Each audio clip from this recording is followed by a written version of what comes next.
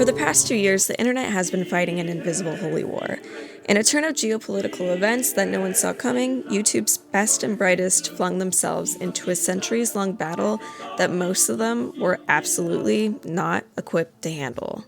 It was December 12th, 1987, in the Internal Inferno, Tel Aviv, Israel, when Hila Klein was born. Like many, Hila was a settler baby, something Hassan Piker predicted in years beyond.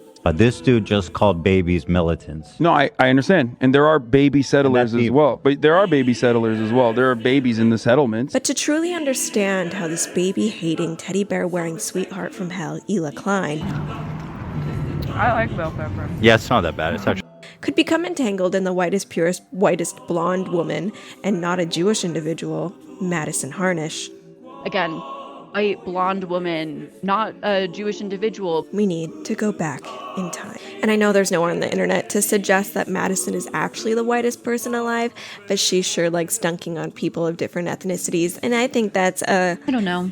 Maybe it's interesting. Before we begin, I just want to thank my channel members who voted for this week's video topic. Thank you, channel members. I love you so much. And if you want me to love you too, you can get a membership for only $5.99 Canadian. Thank you so much for contributing to my great success. Most people we've covered on this channel are relatively small players in this holy war, but to refresh you on what we've covered so far, first we covered the benevolent Mother to Researcher who blessed us with her noodly appendages, Saint Cumsler, who platformed Mother to Researcher's bizarre anti-Semitic tirade, Pope Nicholas Diorier and his surprising allyship with Ethan and Hila during the fallout of the Leftovers podcast, the Holy War's baddest demon, AB, who went Super Saiyan. We did another Mother to Researcher video, and last but not least, Jomha of Snark, Anisa Jomha. And today we are covering one of the main characters, the gentle demonic matriarch of this holy war. And if she wasn't the devil's wife, she would have been an angel. But unfortunately, I need to clickbait people into watching my content, so now she's just like a really hot demon. But anyways, if you're not familiar, Hila Klein is one of the hosts of the H3 podcast alongside her husband, Ethan, and the rest of the H3 crew. She is known for being super sweet and laughing at all of Ethan's jokes, but she's also super stylish and she runs a clothing brand. Most people who have heard of the H3 podcast are at least semi-aware of its origins, but if you're not super familiar, let me fill you in. Ethan and Hila Klein met on a birthright trip in 2007 at a Holocaust museum, so you know where they got their love of genocide. Am I right? The two kept in touch and eventually started dating, got married, and started a YouTube channel, H3 Productions, in 2011. Hila attended the Shenkar College of Engineering, Design, and Art in Israel and put her education to use when she started Teddy Fresh, her clothing company, in 2017. Teddy Fresh has successfully carved out a niche in streetwear by leveraging creative design and marketing. Hila's designs are very 90s inspired and pastel-y, and I'm not gonna lie, this stuff is super cute, and I'd definitely wear the shit out of this. Look at this cute little dress. It's P-cute. It's P-cute. The benevolent Quam has provided us endless controversy about Teddy Fresh, specifically that it's too cute. Line reflects Hila's own personal style. While in the past, I would certainly commend Hila for having a very creative style. Often, some of the outfit ensembles that Hila chooses feels very childlike, with also Teddy Fresh, a teddy bear as a logo. And I guess making cute clothes slang and girl bossing is illegal now, but pop off queen. Some of the biggest Teddy Fresh controversies stem around workplace culture allegations after a wave of negative Glassdoor reviews claiming a toxic work environment surfaced, which the founders denied. It says, these employees anonymously spoke up for a reason. I think it's fair people see this. Mods are taking anything with Glassdoor in the title. By the way, it's not like, we don't have like a block on the word. I know, that cracked me up. Like, it's like a slur. Yeah, totally. As I was making this, the TF Glassdoor link stopped working on all my devices. What? Let me know if you can act. It's like riddled with conspiracy theory. You know what I mean? It's just written like in a fucked up way where it's like they're taking down everything. I have to write in code. Stopped working. Like like we control the Glassdoor website. Yeah, exactly. It's all conspiracy. Design copying drama in both directions. The best documented mainstream drama is them accusing James Charles of copying their color block hoodie, with James Charles denying it. But also they've been accused of copying other people's designs as well. Design copying accusations are extremely common across fashion, including big retailers repeatedly accused of ripping off indie designers. I'm not like super well versed in the Teddy Fresh scandals, but I can hardly think of a creator who started their own beauty brand or clothing line or energy drink or something and not have been in some kind of scandal. Back in November, Hila and Ethan named their stream addressing the Teddy Glow allegations, to which they described the story of a makeup assistant who made a big, long Instagram post about how they regret working with Hila and her makeup company Teddy Glow because she supports Israel. Things, but like it's been a while now that I kind of work with people and we don't tag people because of the harassment that everybody that works with me ends up getting. Yeah, it's been like that for a long time. So we've stopped tagging people. Almost immediately, people connected to this campaign, including a model and a makeup artist, publicly distanced themselves, basically saying, if I had known who this brand was tied to, I wouldn't have done it. Even though apparently Hila has been friendly with some of these people. And that's the part I want to zoom into because it reveals something important about how this whole online holy war works. It's not you did a specific thing, it's you are connected to a person who was born in a place, therefore you hate babies in Gaza. So the conversation instantly becomes Israeli equals pro-Israel equals villain equals boycott equals easy brownie points for a group of psychopathic people online. No follow-ups, no nuance, even though in reality, these people almost certainly support the businesses of psychopathic CEOs around the globe, okay? It's hard not to. And I'm not saying Hila Klein is a psychopathic CEO, very far from it. If you actually look at what Hila and Ethan have said on their own platform, the story gets messier. For example, on the show, they've explicitly framed themselves as supporting Palestinian self-determination and a two-state solution. That doesn't automatically make everybody in the world happy, obviously, but it's not, let's fucking flatten Gaza. Jesus Christ. That's the issue that I have with a lot of these people. They are acting like Hila and Ethan Klein have gone in to Ramallah and just shot at random at Palestinians. It's insane and it's unfair. Okay, now close your eyes. Imagine America. Imagine 9/11.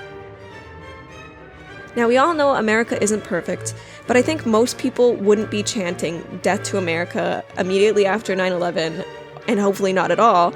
And if they were, you should be concerned. So when people are chanting Death to Israel or From the River to the Sea, you might want to consider what that means for the Jewish people who basically just got 9/11'd, okay? When Israeli politics came up, Hila reacted to Netanyahu firing Defense Minister Yoav Gallant by calling him a good guy and a moderate, and then later clarified that it was a bad choice of words, and what she meant was that he was seen as a moderating voice relative to the other options in that government, not that she was endorsing everything that he's done. So if the Teddy Glow backlash is built on the claim that Hila is pro-Israel, therefore anyone who works with her is morally compromised, then the on-air record creates an obvious problem. This isn't a person who never criticizes Israeli leadership. Because you know that Israel is going to react, and that's not going to be good for the innocent people over there either. Which is why the Teddy Glow backlash feels less like accountability and more like a purity spiral where the punishment is pre-decided and the evidence is just like decoration. And that's before we even get into the obvious. If your political analysis starts and ends with an Israeli woman equals automatic politics, you might not be doing anti-war activism, you might just be doing ethnic essentialism. It's not like Israel's going to do a precision strike on Hassan. They don't fucking... Yeah, but it is dangerous. It's a war zone. Sure, They it's may. a war zone. They may. But what? He was in the running for anti-Semite of the year. They may. Nah, it's I a don't think different you guys world. understand Yeah, it's a Israel. It different doesn't work world. like that. They're not. And this is where she gets quite a lot of backlash. It's not because she's from Israel or that she served in the IDF. Well, actually, that could be reason for some. It's mostly because of the dehumanizing language she uses for Palestinians and her relentless defense for Israel. So let me get this straight. Hila saying Israel doesn't work like that is now anti-Palestine. Even if she's wrong about the specifics, what is she actually expressing here? Is she celebrating harm? Is she saying she wants Palestinians dead? Or is she just pushing back on someone's assumption about how Israel would respond to a specific person? Because there's a difference between being mistaken about military behavior and being malicious towards an entire population. Those are not the same thing, no matter how hard a video essay wants them to be. Judge him. He doesn't know shit about that conflict. He's never been to Gaza, never been to Israel. He doesn't know shit about it. No, he doesn't. He does not. But he talks like with such authority. Oh my God. You would think he's been there like 5 times since October 7th. Right? This small bit of premium content is just a tiny part of a larger pattern. Hila's reasoning is just as inconsistent. Let's try and understand Hila's logic here. Hassan can't understand the conflict because he hasn't been there, as if lived experience is the only way to grasp reality. If we were to even go with this logic, then why does she not know about what's going on with the Tesla stock and Elon Musk's actions despite living in the very country where it's all happening? Tesla's getting creamed lately. Like they're down like 40%. vandalizing the out of them and like bombing, they're firebombing their factory and shit. USA. Like, I'm a little like, I don't know if I'm out of the loop, but did something specific happen that all of a sudden this is happening? I mean, that's quite an integral part of the ongoing events in the United States and its political landscape, while selling anti-Elon shirts in her own shop. How is comparing understanding the Israel-Palestine conflict to knowing Tesla stock news because you live in the US productive? Those are not comparable domains or stakes.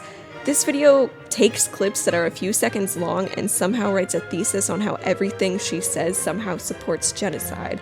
It's malicious, it's unfair, and it should be seen for what it is. Harassment slap. And I know slap when I see it, okay? And this is slappity slap slap. More than that, comments under these videos are fueled with anti-Semitism, comparing Hila to that little guy with the mustache and not cheeses. And hold on a second. Let's go to class, alright? Horseshoe leftists, listen the fuck up. Comparing Jewish people with Hitler and Nazis is racist. Yes, it is. Things hold nuance, and just because you really, really, really hate Israel, it doesn't make it okay to be racist. If Korea suddenly does something bad and you suddenly hate all Koreans, that is racist, my friend. I don't know what to tell you. If you compare every North Korean, if they agree with the government or disagree with the government, to the fascist oppressing them, Kim Jong-un, that is racist. You shouldn't do that. Don't be racist. Hila's parents are from Libya and Turkey. Libya is in North Africa, in case you're wondering, because a lot of you don't know where anything is. And Turkey is where Hassan Piker is from. So if you excuse Hassan Piker from everything because he's Turkish, guess who's half Turkish? That's right, me.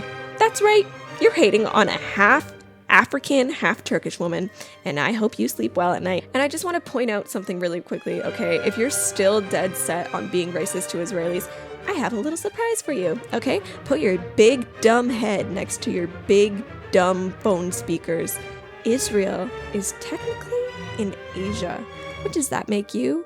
Racist to Asians. Are you happy about that? Do you like being racist to Asians, you sick little freak? Anyways, we need to stop pretending like having an opinion about a place is the same as actually having lived in that place, knowing its people, history, and politics intimately, because you actually fucking lived there. This is called lived experience. And if you want to go into the nitty-gritty, I do believe that people with lived experience around a particular subject should be listened to. We should listen to Palestinians and we should listen to Israelis.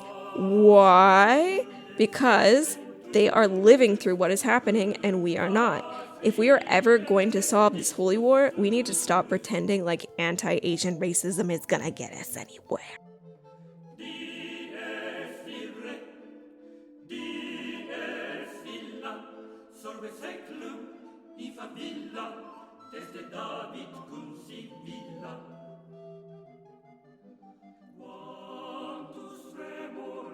Imagine yourself one day sitting at your favorite cafe eating a croissant, and you overhear an Irish Catholic boys' choir, but one of the voices stands out amongst the many. Guys, she was just a secretary. She was just a secretary. You wonder to yourself, who could this angelic melody belong to?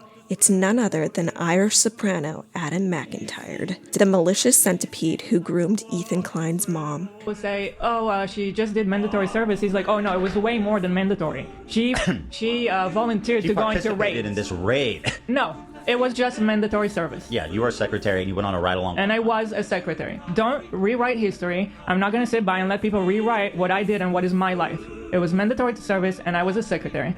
20 years ago. Now I'm an American citizen. You got a problem? I've always... Okay, so speaking about rewriting history... You told me once you went on like a mission with them to like a terrorist city. Yeah. That was kind of a crazy story. Yeah, my officers and like the soldiers in that brigade, they would go every night on a raid. Right. In Armada to arrest terrorists. And so I always saw them preparing for it and leaving, and then I would stay in the base. So one time I wanted to go with them just to experience it. Why? You just were all... You got a problem, brah? There we go. Talk about rewriting history. Just to experience it. From Hila Klein herself. Talk about rewriting history, honey. All of a sudden had an urge to go with them? I just wanted to see what it's like. Right. I wanted to see it. There is so much I want to say about this person. Like, how obnoxious could a person be? He ate up shit that literal Nazis started posting on Twitter, and is probably still under the assumption that because a secretary in the IDF went on a ride-along once, that she's a valid military target. Hila Klein's in the house. Guys, she was just a secretary. She was just a secretary. Fuck Hila Klein. Imagine Adam's a secretary in the IRA, but he goes on a ride-along on his little pony, his little Irish pony wagon to harass a bunch of Protestants 20 years ago. Let's all cancel him and call him scum, who should never be allowed to participate in society, even if he was really, really sorry riding in that IRA pony wagon. My people run on espresso and pure audacity. Group chats blowing up, it's a national capacity. I'm evaded. So bye, bro.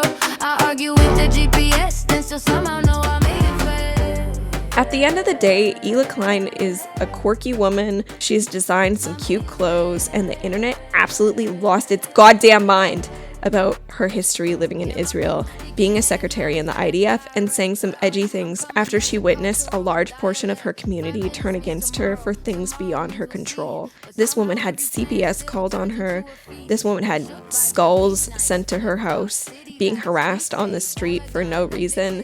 From my perspective, it's really rich watching a bunch of American or UK-born people talk about settler colonialism when the reality is likely that they are benefiting from similar settler colonialism. The United States is 249 years old. Canada is 158 years old. These are relatively young countries. And listen, I am a truth and reconciliation girly. If you don't know what that is, Google it. I think we should absolutely recognize the pain and intergenerational damage caused by colonialism, especially to the Indigenous people. I think we can do that by listening to affected voices and being radically pragmatic. Many leftists, however, think all Israelis should move back to where they came from, which is where exactly? Poland, where unspeakable atrocities occurred to their families, Iraq, Egypt, Yemen, Libya, Syria, where there was a systematic push to get them to leave. As an American or a Canadian, should you have to leave your entire life to return to wherever it is that you came from because of the colonialism that took place in North America? I am only going to listen to people from now on who have moved back to their ancestral homelands. And for those families who were chased, pogromed, or worse to get to North America, someone please tell me where it is that those people should call home, because if you go back far enough, I don't think that you're gonna like the answer. Thank you so much to all of my new channel members, which I got mostly from my last video that did pretty well, so I really appreciate the newfound community. Also check out my interview with Alex the Fiction on his channel. I make a body and face reveal, so you don't want to miss that. Also, you can donate to me on Ko-Fi because, I don't know, some really lovely people donated to me in my last video and I got like $100. And I'm gonna use that $100 to eat fruit and grains. I love you so much. And also here is some funny reactions from my last video because I love everyone and I'm just so full of love. And sorry, I'm gonna be absolutely real with you here. This feels like a copy of Princess Mantis. Princess Mantis has this like weird, silly meme on all her videos. Where every video she's like, I'm 50% this. I can say that because I'm half white. And it's like silly and it's funny. Crazy brain. So far, this is the second copy. He just copied that video. I think he's just going to copy that video and just do like a summary on it while trying to steal jokes from Princess Mantis. Wait, what was that? Anisa saw how much money Hassan was making. Did you hear that? Did you hear that H? Hassan was Hassan. A little bit of. Now that I think of it, are there any ethnicities this person hasn't claimed? She probably has said she's Jewish, hasn't she? Or Israeli.